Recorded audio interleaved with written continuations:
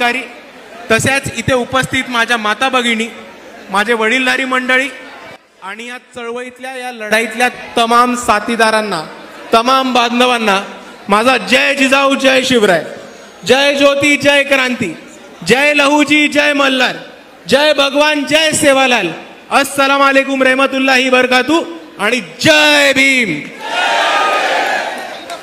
मित्रांनो, सुरू करण्याच्या आधी मी आपल्या सर्वांची दिलगिरी व्यक्त करतो की इथे येण्यासाठी बराच उशीर झाला, बराच उशीर नाही तर 5 तास उशीर झाला।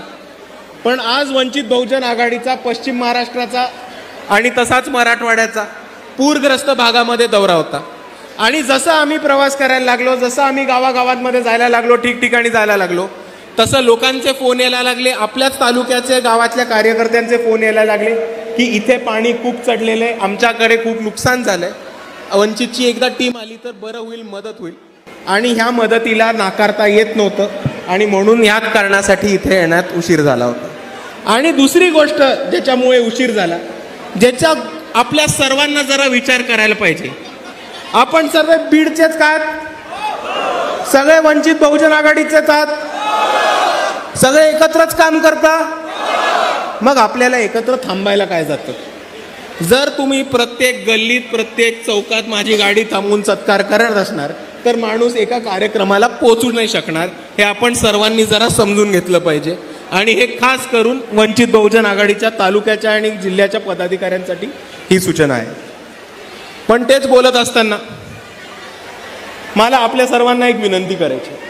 आपल्याला आठवत असेल की 2019 मध्ये महाराष्ट्रामध्ये खूप मोठ्या परिस्थितीमध्ये पूर आला होता आणि जिथे जिथे जमलं होतं तिथे तिथे वंचित बहुजन आघाडीच्या लोकांनी, कोणी आदेश नव्हता दिला, बाळासाहेबांनी आदेश नव्हता दिला, रेखाताईंनी आदेश नव्हता दिला, कोणतीही वर्ण सूचना नव्हती आली, पण जिथे जिथे जमलं होतं तिथे तिथे वंचित बहुजन आघाडीच्या लोकांनी पूरग्रस्तांच्या मदतीला धावून गेले। जिथे जमलं तिथे कडधान्य पोचवलं, अन्न पोचवलं, जेवणाचं राशन सामान पोचवलं, जिथे जमलं तिकडे औषध पाणी पैसे पोचवले, मेडिकल कॅम्प केले। आणि एवढंच नाही तर वंचित बहुजन आघाडीच्या कार्यकर्त्यांनी सांगली जिल्ह्यामधील ब्रह्मनाळ हे गाव 2019 मध्ये दत्तक घेतलं होतं। आणि ह्याच धर्तीवरती मी आपल्या सर्वांना विनंती करतो की ह्या गेल्या 5-6 दिवसातला पाऊस बघून, अतिवृष्टी बघून, जिथे जिथे आपल्याला मदतीचा हात पुढे करता येईल, जिथे जिथे पूरग्रस्तांना आपल्याला मदत देता येईल, तिथे आपण कृपया मदत द्यावी अशी मी आपल्या सर्वांना कळकळीची विनंती करतो। पण मित्रांनो, ह्या पूर परिस्थितीचा जरा आपण अभ्यास केला पाहिजे, जरा समजून घेतलं पाहिजे। आपल्या सर्वांना माहिती आहे की जून-जुलैमध्ये महाराष्ट्रामध्ये पाऊस होतो आणि सप्टेंबरमध्ये पाऊस थांबतो। या वर्षी मे महिन्यामध्ये पाऊस चालू झाला आणि आता ऑक्टोबर उजाडाला आहे तरी पाऊस थांबलेला नाही। तुम्हाला आम्हाला दिसतंय पाऊस पडतोय, आपल्या डोळ्यासमोर पाऊस पडतोय, आपल्या शेतांचं नुकसान होतंय, आपल्या घरामध्ये पाणी जातंय, रस्ते वाहून जात आहेत, गाड्या घोड्यांचं नुकसान होतंय, सामानाचं नुकसान होतंय, शेतमालाचं नुकसान होतंय, मालमत्त्याचं नुकसान होतंय। हे तुम्हाला आम्हाला दिसतंय, तुम्हाला आम्हाला भोगतोय, आपण रोज जगतोय रोज। पण इकडच्या सरकारला हे का दिसत नाही, हा माझा महत्वाचा प्रश्न आहे। पाऊस पडतो तर तो सगळ्यांच्यावरच पडतो आणि मदत ही सगळ्यांना झालेली पाहिजे, ही आज परिस्थिती आपण समजून घ्या।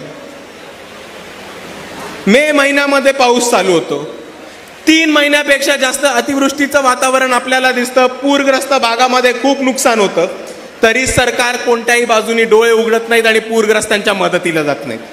आपण आपल्याच जिल्ह्याची परिस्थिती घ्या, आपण मराठवाड्याची परिस्थिती घ्या। एक तरी मंत्री संत्री पाहणी करायला आले होते, शेतकऱ्यांच्या भेटीला गेले होते नाही, किंवा कोणत्याही शेतकऱ्याला, कोणत्याही माणसाला कोणत्याही प्रकारची मदत दिली गेली होती का? नाही। आणि म्हणून मी याच्यासाठी म्हणतो की हे आज तर महाराष्ट्राचं जे सरकार आहे ते झोपलेलं आहे। कारण आपण वस्तुस्थिती समजून घ्या, महाराष्ट्र राज्याकडे 3 निधी आहेत, पूरग्रस्तांना मदत करायला, अतिवृष्टीमध्ये मदत करायला, शेतकऱ्यांना मदत करायला, सामान्य नागरिकांना मदत करायला। या सरकारकडे 3 निधी आहेत, पण तरी आपण सरकारला विचारलं तर सरकार म्हणतं आमची तिजोरी खाली, आमच्याकडे पैसे नाहीत। आणि जे सरकारकडनं मदत जाहीर झाली आहे ती लोकांच्या तोंडावरती अपमान केल्यासारखी मदत आहे, हे आपण समजून घेतलं पाहिजे।